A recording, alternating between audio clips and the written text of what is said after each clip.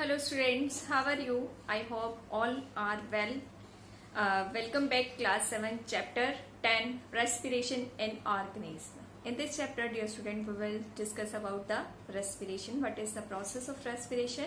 Respiration in human beings, respiratory system in human being and various organ associated with respiratory system. Let's start chapter 10 respiration in organism. Respiration, a process involving the production of energy with inhalation of oxygen-rich air to oxidize food and exhalation of carbon dioxide and other waste product. Respiration क्या होता है dear student? It is a process, एक ऐसा process है जिसमें हम oxygen rich air को inhale करते हैं, वो फूड को ऑक्सीडाइज करके एनर्जी, कार्बन डाइऑक्साइड और वाटर वेपर्स रिलीज करती है. इस प्रोसेस को हम क्या बोलते हैं? Respiration. Steps of respiration. Respiration basically take place in 2 steps, breathing and cellular respiration. Breathing क्या होता है students? The process of taking in oxygen rich air and giving out carbon dioxide rich air is called breathing. Means air को inhale करना और carbon dioxide rich air को exhale करना, ये process क्या कहलाता है? Breathing. It is a physical process. And cellular respiration. It is the process in which oxygen is used to burn food and carbon dioxide is released along with water vapors and energy. Cellular respiration में वो air, oxygen जो हम inhale करते हैं वो sales में जाकर food को बर्न करती है, उसको ऑक्सीडाइज करती है और उससे एनर्जी रिलीज होती है. इस प्रोसेस को हम क्या बोलते हैं? Cellular respiration. As this process take place within the cells of our body, it is also known as cellular respiration. क्योंकि ये सारा प्रोसेस कहाँ होता है? हमारी बॉडी की सेल्स में होता है. That's why it is known as cellular respiration. ये केमिकल रिएक्शन होती है. इसको हम इक्वेशन की फॉर्म में भी लिख सकते हैं स्टूडेंट्स. जैसे लिखा हुआ है, glucose plus oxygen gives carbon dioxide plus water plus energy. Respiration in human beings. In human beings, respiration take place through a complex system of organs. Dear student, respiration का प्रोसेस के लिए हमारी body में एक organ का setup होता है जिसे हम रेस्पिरेटरी सिस्टम बोलते हैं. These organs collectively make the respiratory system. ये सारे ऑर्गन मिलकर क्या बनाते हैं? Respiratory system. इसमें कौन कौन से ऑर्गन होते हैं? The part of human respiratory system are nostril, nasal cavity, pharynx, trachea and lungs. All these are the organ associated with human respiratory system. Let's see these organs with the help of diagram. Human respiratory system. Student, this diagram, this is showing the human respiratory system. From nose, the nostril are the external opening to let the air into the nasal cavity. Nose के अंदर opening होती है, that is known as nostril, जो air को allow करती है to enter into the nasal cavity. This area is known as nasal cavity and this is pharynx. Pharynx is the region after that the nasal cavity lead into the trachea. Pharynx के बाद nasal cavity किस में open हो जाती है? Trachea में. This pipe is known as trachea और wind pipe. इस विंड पाइप की जो ओपनिंग होती है बेटा, this is guarded by epiglottis. ये एक लिड से गार्ड की जाती है. This epiglottis prevent the food that we eat और ड्रिंक. ये फूड को या वाटर को इस ट्रैकिया में एंटर नहीं होने देती, उसको कवर कर देती है epiglottis. This food pipe is known as trachea और विंड पाइप. यहां से एयर एंटर करती हुई हमारे लंग्स में जाती है. These are 2 lungs. And this trachea divided in 2 parts.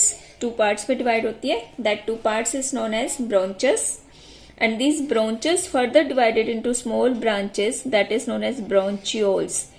ये जो trachea थी पहले 2 parts में divide होती है, that is known as bronchus. वो bronchus फिर small branches में दोबारा divide हो जाती है. इन small branches को हम क्या बोलते हैं? bronchioles. ठीक है. और ये small bronchioles एक सैक लाइक स्ट्रक्चर में एंड होती है, जैसे कि आपको ये दिखाई दे रहा है. These are known as alveoli. This sac like structure is known as alveoli. These alveoli have thin wall and have rich supply of blood. जैसे कि आपको दिख रहा है यहाँ इस डायग्राम में, there is rich supply of blood. The process of exchanges of gases take place in this alveoli. And these are two lungs. The lungs are main respiratory organ. They are located on both sides of the chest cavity. The air travel from the nostril, nasal cavity, pharynx, then trachea, finally enter into the lungs. The lungs are pink in color and spongy due to the presence of air sac and large number of the blood capillaries filtered in the blood. The lungs are protected by rib cage. As you can see here, this is the rib cage. The lungs are protected by rib cage and spotted by a large flat muscles at the floor of chest cavity is called diaphragm. Diaphragm muscles की एक layer होती है जो lungs को protect करती है floor पे नीचे से. This is the diaphragm. Mechanism of breathing in human beings. Breathing is a physical process that involves inhalation and exhalation. Inhalation means intake of air. Exhalation means giving out of the air. Breathing एक बेटा physical process होते हैं students, जिसमें हम और human beings क्या करते हैं, एयर को इनहेल और एक्सहेल करते हैं. During inhalation diaphragm moves downward. Inhalation के दौरान डायफ्राम और चेस्ट कैविटी की मूवमेंट कैसी होती है वही हमने मैकेनिज्म में पढ़ना है. डायफ्राम मूव्स डाउनवर्ड, वो नीचे की तरफ मूव करता है, and chest cavity moves upward creating a space for the air to enter in the lungs, ताकि लंग्स के अंदर कैविटी इंक्रीज हो जाए और एयर एंटर कर सके. That is known as inhalation. And during exhalation diaphragm moves upward. जब exhale होती है एयर तो डायफ्राम का क्या करता है, मूव्स करता है upward, and rib cage moves downward and inward, नीचे की तरफ यानी अंदर की तरफ मूव करते हैं रिब केज, जिससे चेस्ट कैविटी रिड्यूस हो जाती है and air is turn is pushed out, और एयर बाहर चली जाती है. इस सारे प्रोसेस को हम क्या बोलते हैं, exhalation. Students, now we will study the mechanism of respiration with the help of diagram. You can see in this diagram inhalation. Here it is mentioned, in inhalation diaphragm moves downward and rib cage moves outward and upward so that the chest cavity increases, as you can see in the diagram. And now see exhalation. In exhalation diaphragm moves upward and rib cage moves inward and downward so that the chest cavity reduces and the air from the lungs goes out. And during inhalation chest cavity increase and air moves in the lungs. Composition of inhaled and exhaled air. Exhaled air और inhaled air में air की composition क्या होती है students? The composition of inhaled and exhaled air are varies. Exhaled air has more carbon dioxide and less oxygen. Exhaled air में हमेशा क्या होता है, कार्बन डाइऑक्साइड का अमाउंट ज़्यादा होता है, बट इनहेल्ड एयर में ऑक्सीजन ज़्यादा होती है और कार्बन डाइऑक्साइड लेस होती है. ऐसा क्यों होता है? Because oxygen inhaled is used up for oxidising of food. जो एयर हम इनहेल करते हैं उसमें जो ऑक्सीजन आती है वो यूज हो जाती है किस प्रोसेस के लिए, ऑक्सीडेशन ऑफ फूड के लिए. एंड कार्बन डाइऑक्साइड प्रोड्यूस, और क्या रिलीज होता है, carbon dioxide during the cellular respiration, so that the exhale air contain more carbon dioxide. And water vapours in the inhaled air varies. Inhaled air में water vapours का amount अलग अलग होता है, जैसा एयर में होगा उतने ही वाटर वेपर्स प्रेजेंट होंगे इनहेल्ड एयर में.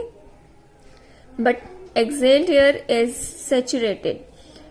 एक्सहेल्ड एयर में वाटर वेपर्स मैक्सिमम अमाउंट में होते हैं, क्योंकि जब सेलुलर रेस्पिरेशन होता है तो एंड प्रोडक्ट में वाटर वेपर्स भी रिलीज होते हैं. That's why exhaled air contain large amount of water vapours. And the temperature of exhaled air is same as that of the body temperature. जो exhaled air होती है उसका temperature हमारे body के temperature के जैसा ही होता है. इसीलिए विंटर में कूल एयर को हम इनहेल करते हैं, परंतु जब हम ब्रीथ आउट करते हैं तो आप देखते हो वार्म एयर होती है ये. Let's recall the topic that we study till now. First of all, we discuss about this definition of respiration. What is the respiration? Then we discuss steps of respiration. There are two basic steps, breathing and cellular respiration. Then respiration in human being and human respiratory system. We discuss the human respiratory system with the help of diagram. Then we study about the mechanism of breathing in human beings and then composition of inhaled and exhaled air. Students, rest of the topic we will discuss in part 2. Till then, read the chapter up to this. Have a nice day.